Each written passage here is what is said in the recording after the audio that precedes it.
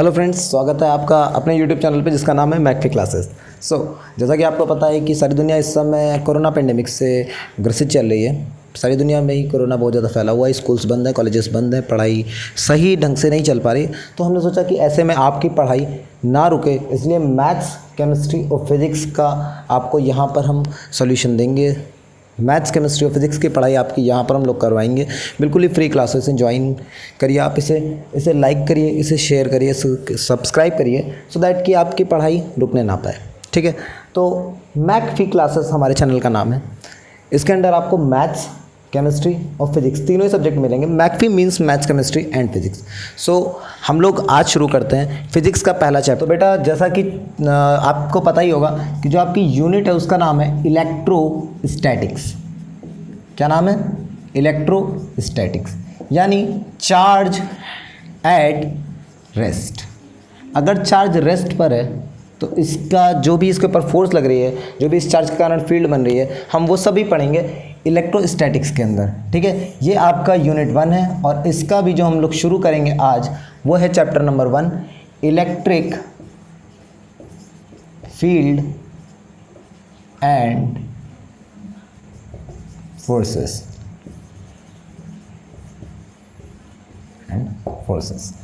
तो शुरुआत करते हैं हम लोग इलेक्ट्रिक फील्ड एंड फोर्सेस के पहले टॉपिक, जिसका नाम है चार्ज।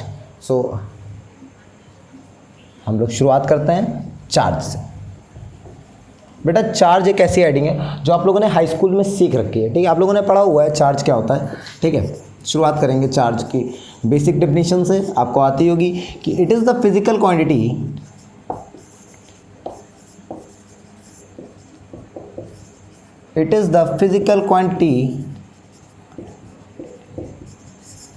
which is based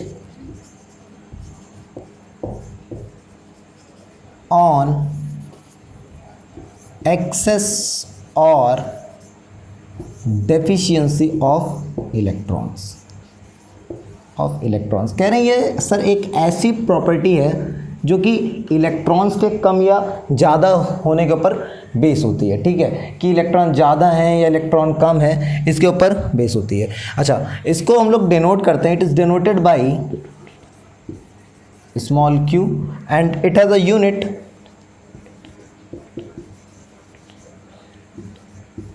जिसे हम लोग कहते हैं कूलाम। कूलाम नाम के साइंटिस्ट ने इसकी खोज की थी, इसीलिए इसकी यूनिट को हम लोग कूलाम बोल देते हैं। ठीक है, और साथ ही साथ आपको हम बता दें कि चार्ज हमेशा दो तरीके का होता है। अगर कोई बॉडी चार्ज ले रही है, तो हम लोग क्या कहेंगे? चार्ज लेने पर,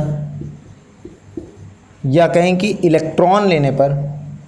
ठीक है,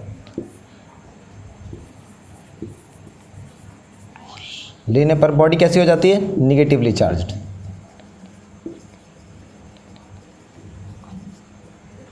और अगर कोई बॉडी इलेक्ट्रॉन दे रही है तो उसके ऊपर कैसा चार्ज आ जाता है? तो वही बॉडी हो जाती है हमारी पॉजिटिवली चार्ज्ड। ठीक है बेटा, मतलब अगर कोई बॉडी इलेक्ट्रॉन डोनेट कर रही है, दे रही है, तो उसके ऊपर पॉजिटिव चार्ज आ जाएगा। कितना पॉजिटिव चार्ज आएगा? जितना वो इलेक्ट्रॉन दे रही है। ठीक है, अगर कोई बॉडी इलेक्ट्रॉन ले रही है तो उसके ऊपर उतना ही निगेटिव चार्ज आ जाएगा।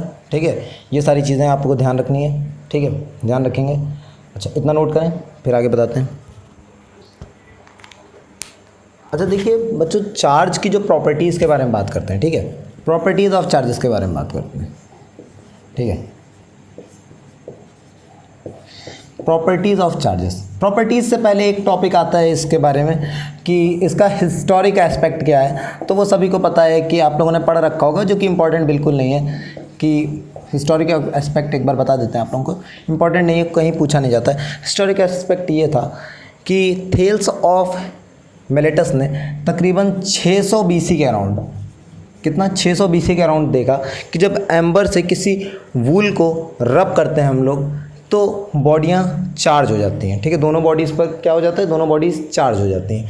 ठीक है, तो ये तो हम लोगों को बचपन से ही पता है।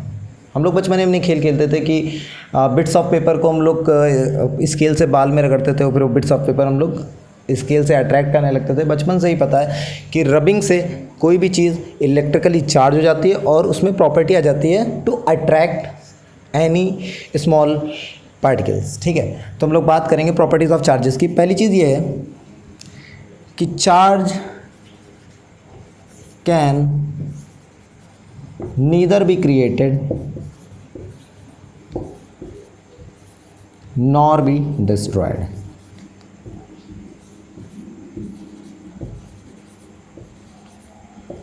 नॉर बी डिस्ट्रॉयड, ना तो हम लोग चार्ज को उत्पन्न कर सकते हैं ना इसे डिस्ट्रॉयड कर सकते हैं, या हम लोग इसी को कह देते हैं कि the charge of any isolated system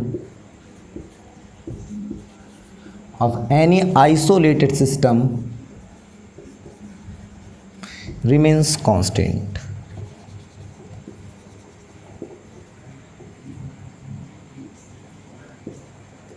remains constant। ठीक है, तो ये पहली प्रॉपर्टी होगी बेटा कि चार्ज जो है वो ना तो हम लोग उसे बना सकते हैं ना ही उसे हम लोग डिस्ट्रॉय कर सकते हैं। This is also called conservation of charge. क्या कहते हैं इसे हम लोग? Conservation of charge. ठीक है, चार्ज। ठीक है, अगली चीज़ आती है, वही चीज़ है बेटा, आप लोगों को पता ही है कि सेम या like charges repel each other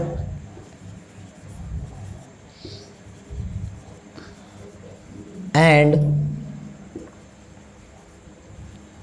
unlike charges attract each other. ठीक है बेटा, यानी कि अगर प्लस प्लस है या माइनस माइनस है तो क्या होगा? रिपल्शन होगा।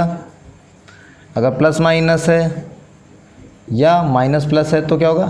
अट्रैक्शन होगा। ठीक है बेटा, इतना नोट करें।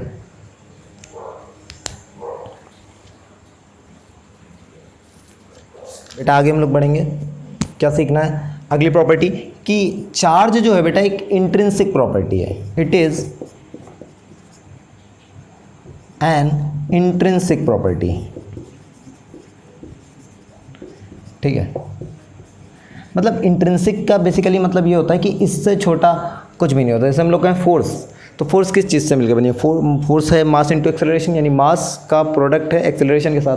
ठीक है, हम लोग कहते हैं कि एक्सेलरेशन किससे बना है, तो हम कहते हैं कि डिस्टेंस अपॉन टाइम का स्क्वायर, टाइम का स्क्वायर। ठीक है, यही तो करते हो ना। अब भाई वेलोसिटी को डिफरेंशिएट कर देते हो, d v upon d t, तो वेलोसिटी क्या है? वो भी तो लेंथ अपॉन टाइम ही है नहीं? तो एक्सेलरेशन किसका बना है? Length upon time square. ठीक है, वेलोसिटी किसका बना है? एल अपॉन टी है। ठीक है, लेकिन अगर मैं कहूँ लेंथ किसका बना है तो इससे बेसिक कुछ नहीं हो सकता है। ठीक है, तो लेंथ भी एक तरीके से क्या कह सकते हैं हम लोग? Intrinsic property. तो वैसे हम लोग चार्ज को भी क्या कहते हैं कि ये एक इंट्रिंसिक प्रॉपर्टी, कि इससे बेसिक, इससे छोटा कुछ भी नहीं होता है। ठीक है, अगली चीज़ आती है कि इट फॉलोज क्वांटाइजेशन रूल। या क्वांटाइजेशन माने क्या होता है? क्वांटाइजेशन माने होता है कि वो सारी चीज़ें जिसको हम काउंट कर सकते हैं। ठीक है, ये माइक है, मैं इसे काउंट कर सकता हूँ, एक है। आधा माइक मेरे काम का नहीं होगा, एग्जिस्ट करेगा बिल्कुल, मैं इसे तोड़ दूँ आधा माइक हो जाएगा, लेकिन मेरे काम का नहीं होगा। ठीक है, ये वाइट बोर्ड है, एक है। मार्केट में लेने जाऊँगा, मुझे आधा या ढाई या पौने तीन, सवा चार नहीं मिलना है। मार्कर है, सेम चीज़ इसके साथ भी है। तो वो सारी चीज़ें जिसको हम गिन सकते हैं वो क्या होती हैं? क्वांटाइज्ड होती हैं, और जिनको हम नहीं गिन सकते वो नॉट क्वांटाइज्ड होती हैं। ठीक है, तो चार्ज जो है बेटा क्या है? क्वांटाइज्ड है। और क्वांटाइज्ड है इसका मतलब है कि ये जो है इंटीग्रल मल्टीपल होता है किसका? चार्ज ऑफ इलेक्ट्रॉन का। तो बेटा हम लोग चार्ज ऑफ इलेक्ट्रॉन को आप लोग जानते हो क्या होता है? चार्ज ऑफ इलेक्ट्रॉन क्या होता है?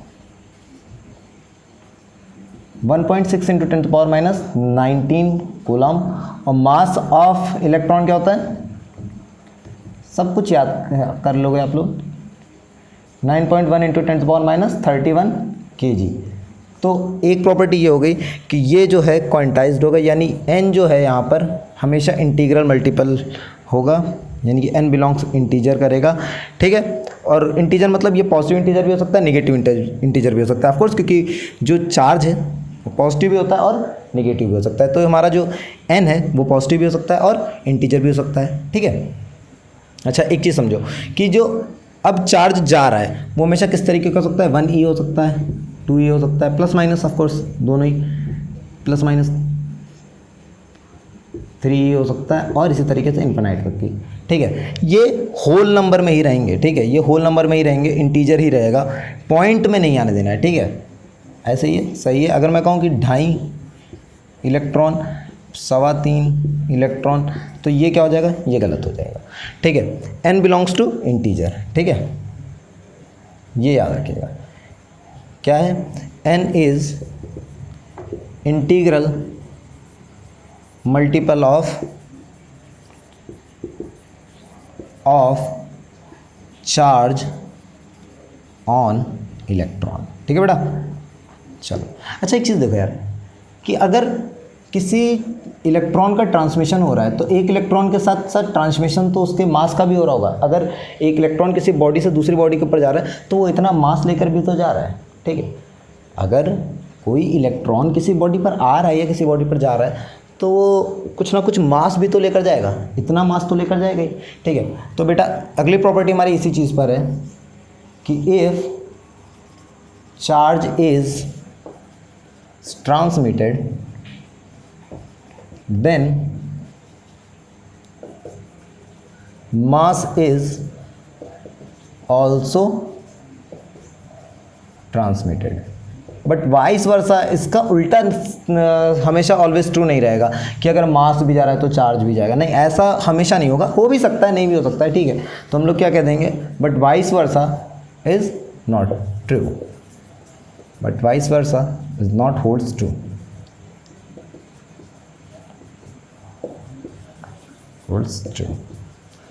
सो आज के लिए बेटा इतना ही रखते हैं। हम लोगों ने प्रॉपर्टीज ऑफ चार्जेस पढ़ लिया। अगली क्लास में हम लोग सीखेंगे Coulomb's law in vector form, और साथ में ही हम लोग सीखेंगे परमिटिविटी ऑफ फ्री स्पेस और रिलेटिव परमिटिविटी को।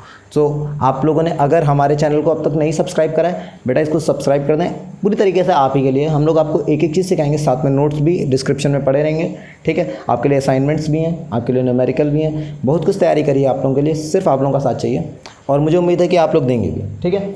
और तैयारी करते हैं बेटा, थैंक यू।